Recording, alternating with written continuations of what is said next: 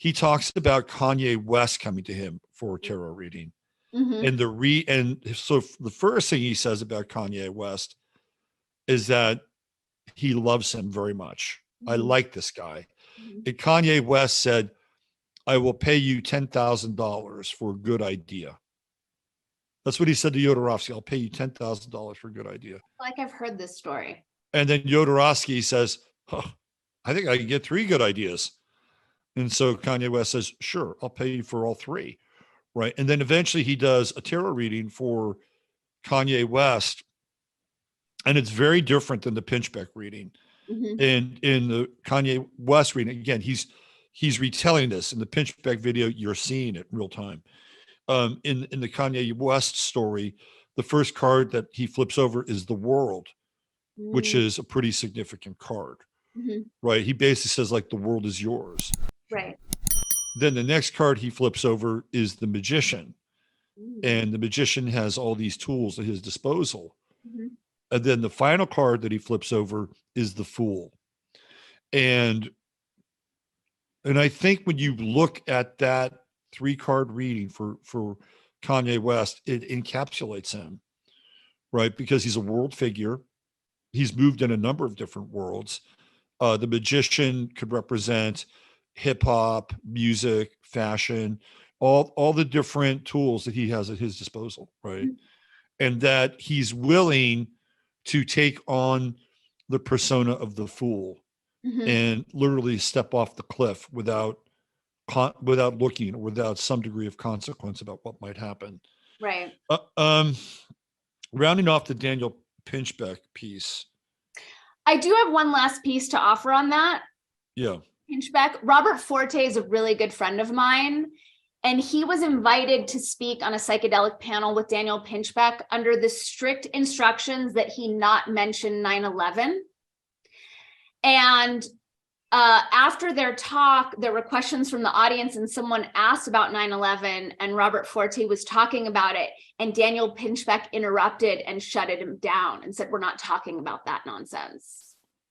Right. Okay. So when I was at Gaia, they brought in some people that they thought would connect with a younger audience. And at that time, I think I was 53, although I looked younger. And so it was me, it was Daniel Pinchbeck, and it was Mike Adams.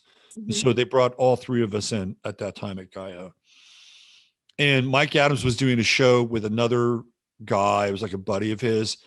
And I think that, and by the way, I'm not here to slam Mike Adams, but it lasted about 3 episodes and they shut him down because they just didn't have any really good chemistry.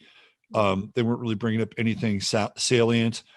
They really got behind Daniel Pinchbeck, and they threw a lot of money at him. They actually built a studio for him in New York City, and his first guest was Russell Brand.